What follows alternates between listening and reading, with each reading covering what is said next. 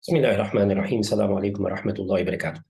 Hoje começamos com a primeira aula deste curso, depois de termos feito uma apresentação inicial sobre como é que o curso vai decorrer. E a primeira coisa que nós iremos falar desta vez será sobre a verdadeira mensagem do Islão. O que é que realmente o Islão quer e qual é o recado que a religião islâmica está, portanto, a querer fazer chegar a nós. A primeira coisa que nós aprendemos sobre o Islão é a sua fundação. E o Estatuto de Ibrahim, Abraão, mostra que nós, muçulmanos, seguimos, tal como as religiões monoteístas de judaísmo e cristianismo, que nós aceitamos a figura do profeta Abraão. O Alcorão, capítulo 4, versículo 125, diz: sem dúvida, Deus elegeu Abraão por fiel amigo, ou seja, Abraão tem um estatuto grande perante Deus, e por essa razão a religião islâmica também é uma religião abrâmica, porque aceita as histórias e todos os eventos e acontecimentos que aconteceram no tempo de Abraão e antes, e naturalmente seguimos a crença que Abraão tinha, que existe apenas um Deus digno de ser adorado, que nós em árabes dizemos Allah, e em outras línguas há quem diga Deus, há quem diga God, mas a entidade é a mesma. E por essa razão, quando nós olhamos para a descendência, vemos que Abraão teve uma esposa, Sara, que também vem na Bíblia, e teve uma segunda esposa no fim da sua vida, chamada Hajar, em árabe, Hagar, portanto é conhecido na língua portuguesa. Sara teve um filho com Abraão chamado Isaac, e Hajar teve um filho com Abraão chamado Ismael. É de Isaac que vem, portanto, ele tem um filho chamado Jacó, que tinha um outro nome chamado Israel. Jacó, a alcunha, ou podemos dizer, o segundo nome de Jacó era Israel, daí depois vêm os filhos de Israel até chegarem a Jesus Cristo. Já Ismael, através dele, vem as gerações árabes, e nessas gerações chega no ano, portanto, no século VI, chega, portanto, o profeta Muhammad, sallallahu alaihi wasallam. Ele não é conhecido como Maomé. Nós realmente não aceitamos o nome Maomé. Maomé é um nome que inventou-se para a figura do profeta, e há quem diga que também veio dos antigos cruzadas que diziam Maomé, quase fazendo uma analogia com Bafomé, que é uma espécie de um diabo, um lendário que existia nos tempos antigos. Então juntou-se esse nome Maomé com isso. Por essa razão, se formos olhar bem, o nome mais próximo português de Mohammed é Mamed, e não Maomé. E por essa razão, durante este curso, nós iremos, sempre que falarmos o nome dele, diremos Mohammed, e várias vezes iremos dizer sallallahu alaihi wasallam, que em árabe significa que a paz de Deus esteja sobre ele, como também iremos falar sobre todos os profetas, que a paz de Allah, que a paz de Deus esteja sobre eles todos, seja Abraão, seja Sara, seja Hajar, seja Isaac, Ismael, Jacó, Mohammed, enfim, Jesus, todos eles, que a paz de Deus esteja sobre eles, porque nós aceitamos em todos eles. A mensagem do Islão é relativamente idêntica a todos. Se olharmos, o Islão vem da palavra árabe Islam, e realmente o Islão transmite a mensagem, que tem sido mensagem através dos tempos de todos os profetas e os mensageiros de Deus. Todos eles disseram basicamente a mesma coisa, que nós acreditamos em um Deus. Quando eu digo acreditar em um Deus, não significa acreditar na existência de um Deus. Até o diabo acredita na existência de um Deus. Não é este o problema. Aqui significa que tudo o que acontece no mundo, bem ou mal, vem através da anuência de Deus. Tudo bem que as pessoas depois muitas vezes podem levantar perguntas, que as coisas estão a correr mal, a vida está a correr mal e Deus permite.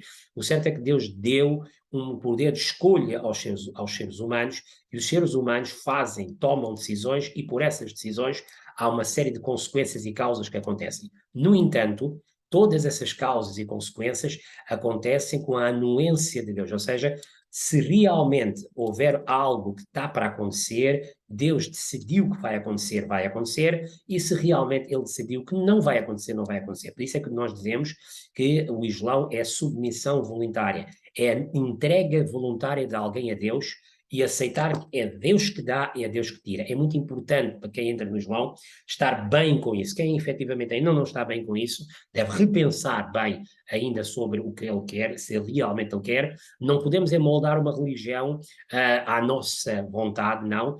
Realmente o primeiro ponto assente que o Islão, e podemos dizer todos os profetas atrás também disseram, é que nós temos que nos entregar a um Deus. Este Deus, que há quem chama Deus, Jesus não, Deus, portanto, Allah, depois God. No conceito de Jesus, nós iremos falar mais em frente que nós não aceitamos Jesus como Deus, nem como Filho de Deus, mas sim como um profeta e um mensageiro de Deus. Mas, portanto, todos esses homens que vieram ao mundo trouxeram uma mensagem igual, que é deixarmos de acreditar em pedras, em estátuas, em superstições negativas e tudo mais, e aceitarmos que há um gestor principal que toma as consequências, toma as decisões de acordo com as nossas escolhas e com aquilo que nós efetivamente também queremos. Os muçulmanos acreditam que todos os profetas que vieram ao mundo de Deus trouxeram, seja Noé, seja Moisés, Jesus, Mohammed, todos eles trouxeram a mensagem do monoteísmo puro. Aqui está. Monoteísmo puro significa não acreditamos que há outras forças que podem anuir ou proibir uma decisão de Deus. Nenhum dos profetas veio para modificar essa doutrina. A doutrina de Deus é que Deus é o omnipresente, o todo-poderoso, sabe o que está a fazer, e naturalmente que haverá alturas boas, haverá alturas más, mas é aí que realmente a nossa fidelidade tem que estar ligada a Ele. O que significa a palavra Islão? Conforme diz, vem da palavra árabe Islam, que significa submissão voluntária a Deus. Islam em árabe significa quando um homem entrega-se, submete-se. Aqui a palavra submissão em português é uma palavra muito forte, parece humilhação. Na realidade o que está a tentar dizer é, há uma entrega que nós fazemos a Deus, nós entregamos a Deus, e portanto que quando entregamos à vontade de Deus, esta entrega é voluntária. Voluntária significa estamos a fazer porque queremos. Ninguém obriga a ninguém. O Alcorão, capítulo 2, versículo 256, Deus diz, não há imposição na religião. Ninguém é obrigado a fazer nada, ninguém é obrigado a aceitar o Islão, ninguém é obrigado a nada. Cada um realmente entrega-se porque quer. Não devemos realmente obrigar ninguém a ser religioso ou a aceitar a religião, como também não podemos estar a impor uma religião da nossa cabeça para efetivamente os outros. Se formos olhar para ver, a palavra Islam vem da mesma raiz salam, que em árabe significa paz, e saudável, algo bom, algo bastante intacto. E o certo é que, basicamente, a religião islâmica, bem conduzida, permite que um homem esteja em paz consigo próprio, com a sua sociedade, com efetivamente Deus, e esteja efetivamente numa situação tranquila e boa, naturalmente com os problemas sempre hão de vir, mas ele poderá ocupar-se e poderá enfrentar esses problemas com melhor naturalidade. É muito importante perceber que o Islão não é uma nacionalidade, é um modo de vida. Não é uma pessoa, ao tornar-se muçulmana, não passou a ser árabe, não passou a ser africana, não passou a ser indiana, não, ela continua a ser a mesma pessoa. Não é uma necessidade, é uma maneira de ser. Há muçulmanos europeus, americanos, asiáticos, africanos, pelo mundo fora. E um árabe também não é necessariamente um muçulmano. Ele pode ser cristão, judeu, ateu, pode ser o que ele quiser. Pode ser o que ele realmente quiser. Nem todo muçulmano é árabe, nem todo árabe é efetivamente muçulmano. Hoje, falando, em 2022, sensivelmente 1,8 mil milhões de pessoas por este globo fora são muçulmanos e apenas 200 milhões são árabes, ou seja, quase podemos dizer mais de 80% do mundo muçulmano não é árabe, que mostra a universalidade desta religião. Não é uma religião que tem que ser obrigatoriamente seguida pelos árabes. Sim, o profeta Muhammad foi árabe. O Alcorão está a ser lido no aramaico sírio, que é uma espécie de árabe antigo. Sim, realmente o árabe é importantíssimo para perceber realmente a profundidade das coisas, mas não quer dizer que nós tenhamos que ser árabe para efetivamente. E também podemos dizer que desses 86 milhões, 86 milhões de pessoas que vivem, que não são árabes, muitos só sabem ler o Alcorão e sabem o básico árabe, nem sabem falar o árabe total, porque não é obrigatório. O árabe é importantíssimo naturalmente para o clérigo e para as pessoas aprenderem, para perceberem a profundidade do Alcorão. No entanto, também é importante também ter, mais do que saber árabe, é importante saber ler, é importante compreender e é importante perceber, não é só a tradução do Alcorão, é um erro pensar que sei ler o Alcorão porque está errado, é preciso saber realmente várias temáticas essas que, inshallah, se Deus nos der vida e nos der saúde, iremos naturalmente abordar em cada uma das nossas aulas. O Islão em Portugal, muito concretamente. Nós vivemos em Portugal, portanto falamos efetivamente do Islão em Portugal. A comunidade islâmica em Portugal, no início, portanto, como sabem, os muçulmanos durante 7 séculos viveram aquilo que hoje é Portugal e Espanha, depois foram-se embora, naturalmente entraram as cruzadas e tudo mais, e a coisa tudo mais, e voltaram a entrar em Portugal a partir de 1975, nomeadamente Moçambique e Guiné-Bissau, dos países do PALOP, países onde o português era bastante profundo e, portanto, muita gente começou a vir e voltar, portanto, a viver em Portugal, nomeadamente desses países. Há que ter em conta que hoje, falando, 2022, já temos praticamente uma segunda e terceira geração nascida neste país, completamente integrada, e com a graça de Allah, somos uma comunidade que tem um bom exemplo e esperamos que efetivamente continue a ter isso. Atualmente estamos a falar à volta de 58 mil pessoas espalhadas por esse mundo fora, naturalmente os números agora aumentam mais, porque temos uma grande comunidade de imigrantes e também alguns refugiados também que vão entrando no país para procurar uma vida económica melhor. Alguns locais de culto, temos a Mesquita Central de Lisboa, que é a máxima mesquita que existe no nosso país, e depois temos naturalmente a Mesquita de Odivelas, Laranjeiro, vários locais de culto espalhados pela Grande Lisboa, e nessas cidades todas já efetivamente começa a haver, à medida que há uma procura, mais gente a viver em algumas das cidades, faz aquilo que nós chamamos de pequenos locais de culto, locais onde não é bem uma mesquita, mas é uma sala onde as pessoas possam efetivamente fazer as suas orações. Os pilares do Islão são 5, são muito claros e são muito fáceis de perceber. Primeiro, a Shahada. Shahada significa a fé. Um homem tem que proferir que só existe um Deus que é digno de ser adorado. Digno de ser adorado significa que nós rebaixamos e que aceitamos que ele tem todo o poder de dizer sim e não, e aceitamos que todos os mensageiros vieram à Terra, trouxeram todos a mesma mensagem, e Muhammad sallallahu alaihi wasallam foi o último. Essa é a base que uma pessoa tem que ter. A nível comunicativo, com a sua língua, e sentir isso também no seu coração. Quem efetivamente faz essa shahada, automaticamente tem direito a um funeral e tem direito a ser considerado uma pessoa irmã que entra dentro da mesquita. Depois, a partir daí, temos as 5 orações diárias, que é o que nós chamamos de Salah, são 5 partes, e durante as nossas aulas iremos abordar isso. Aliás, sobre a profissão da fé e a Shahada, também vamos guardar uma aula apenas para desmontar completamente todas as situações e explicar à luz do Alcorão e também da Sunna o que realmente é isso. 5 orações diárias também, como é que são, quais é que são as orações, também iremos efetivamente falar sobre isso. Pois há uma contribuição social, que é o que nós chamamos de zakat, que é uma vez por ano nós ajudamos efetivamente os pobres para melhorar a vida deles. Temos um jejum no mês do Ramadão, que é o nono mês do Islão, que é o Sol, e uma vez na vida a peregrinação a Meca, que é a Hajj. Todas essas 5 situações são 5 pilares que realmente mantêm esse prédio, essa fé dentro do nosso coração, que é trabalhada durante a nossa vida, e nós, inshallah, durante as próximas aulas, iremos tentar falar já um bocadinho em detalhe de cada uma dessas situações, inshallah. O Islão, naturalmente, como sabem, isto não é inventado por um homem. Temos que, qualquer coisa que realmente é islâmica tem que vir através de fontes.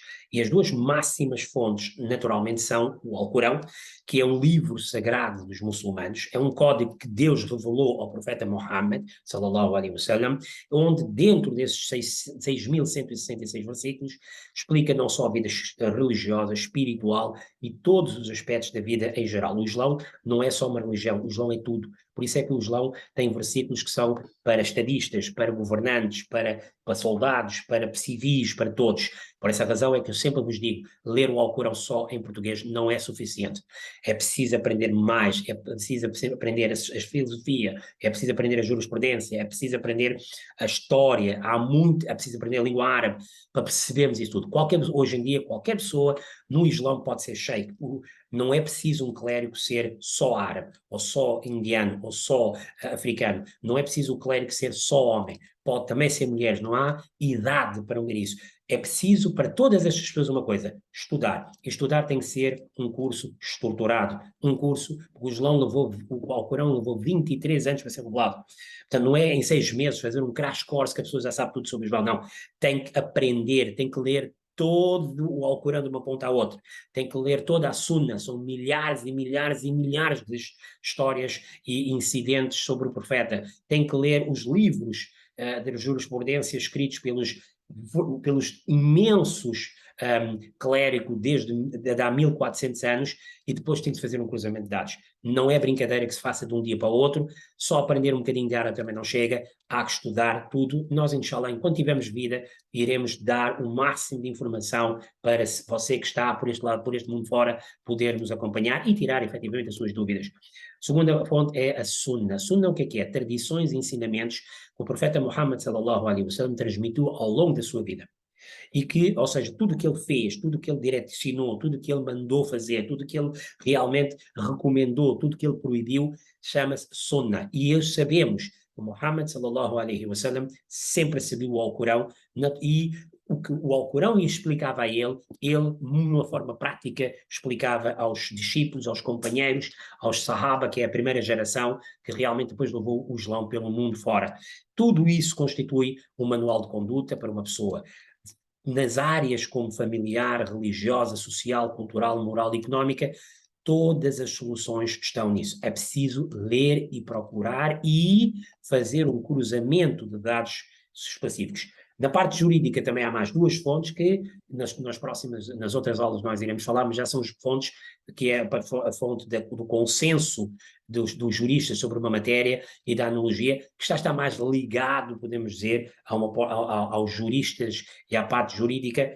No contexto geral, o Alcorão e a Sunna passam a ser os dois para todo o mundo em geral. Naturalmente, pois há sempre situações específicas e pontuais onde realmente outras fontes também são utilizadas. No Islão existem festas e feriados. Sexta-feira é a festa semanal dos muçulmanos, em alguns países é feriado, outros países nem por isso.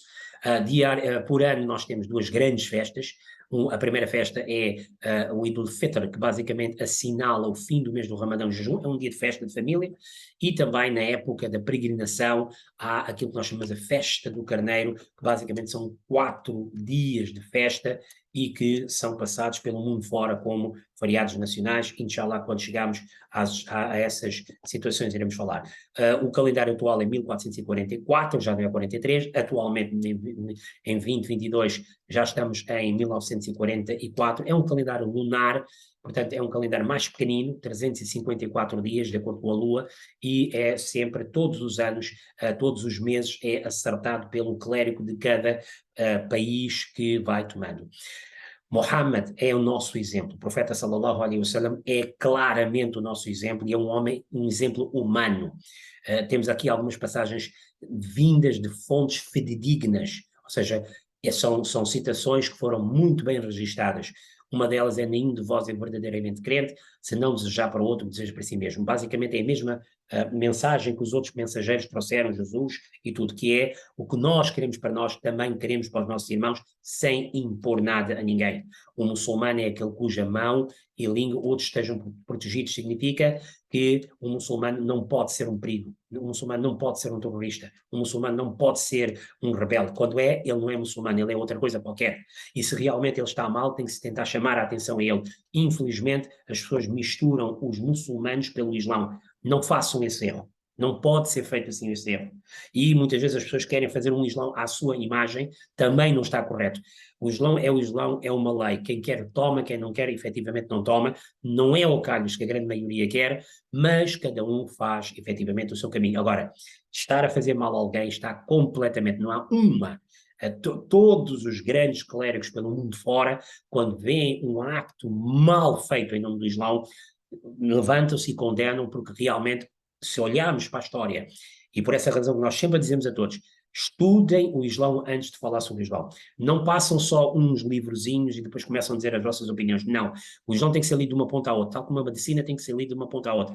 Tudo só tem que ser estudado de uma ponta à outra para depois efetivamente fazer, para uma pessoa fazer o seu resumo. Da mesma forma, o cristianismo, o judaísmo, o hinduísmo. Nós não podemos dizer a nossa opinião sobre essas religiões sem ter ouvido e sem ter lido realmente tudo. A única coisa que nós, durante as nossas aulas, falaremos sobre alguns pontos que o Alcorão falou. Como, por exemplo, o Alcorão falou sobre Jesus, nós vamos dizer o que é que o Alcorão disse. Falou sobre Moisés, o que é que Moisés... Não vamos entrar em realmente falar mal de A, B ou X, está errado. Deus não ensina isso, os profetas também não ensinaram isso. As pessoas são a família de Deus. Todo o mundo são uma família. A melhor pessoa é aquela que trata melhor da sua família. Aqui é um incentivo à família, e é um incentivo à comunidade, é um incentivo à sociedade para nós estarmos uns com os outros. Muhammad até dizia: tenham piedade sobre os que estão na terra, merecerão piedade daquele que está no céu. Ou seja, um ser humano, se quer que Deus perdoa, tem que aprender a perdoar. Se quer que Deus tenha pena dele, tem que ter pena dele. Nós não podemos estar a querer que Deus nos perdoe, mas nós somos incapazes de ajudar os outros, somos incapazes de perdoar os outros, somos incapazes de fazer o bem aos outros. Não. Se queremos algo bom de Deus, temos que também aprender a saber fazer efetivamente aos outros e perdoar quem vos oprimiu, reconciliar quem cortou laços, tratar bem aquilo que maltratou, que mal te tratou, falar a verdade mesmo que seja contra a vossa conveniência. Sejamos reais. Infelizmente, nós não somos, que Deus nos perdoe, principalmente a mim, mas nós temos que tentar, no dia a seguir, tentar outra vez sermos pessoas boas, reais. Se as pessoas não gostam de ti, paciência, quem gosta de ti vai sempre gostar de ti, quem não gosta nunca vai gostar de ti, mas tenhamos que ser pessoas reais para fazer, efetivamente, o bem a outros. Depois deste vídeo, quero agradecer os que tiveram a ouvir-nos e a ver-nos, e realmente dizer que quem quiser fazer, entregar alguma dúvida, quer tirar alguma dúvida, temos aqui os nossos contactos, teremos todo o prazer de realmente responder às vossas dúvidas. Naturalmente que eu peço que falam sobre a temática que nós fizemos aqui neste vídeo. Naturalmente que há muitas perguntas que podem ser feitas sobre várias situações e nós nunca vamos fugir. Não temos medo de fugir às perguntas. Há todas as situações que têm realmente as suas respostas e as suas soluções, não vamos fugir a elas. Naturalmente que os que estão a ver essa aula, naturalmente que eu espero que venham essa aula e façam perguntas também dessa aula. Se quiserem também fazer perguntas fora dessa aula, também não tem problema nenhum, possam efetivamente fazer. Nós teremos todo o prazer em tentar responder da melhor maneira possível, que Allah, Deus, nos aceite e realmente nos encaminhe para o bom caminho. Voltaremos, inshallah, em breve para mais uma aula, onde vamos falar sobre a crença que o Islão tem, sobre vários fatores. Inshallah, na próxima aula faremos sobre isso. Jazakumullahu khairan, assalamu alaikum wa rahmatullahi wa barakatuh.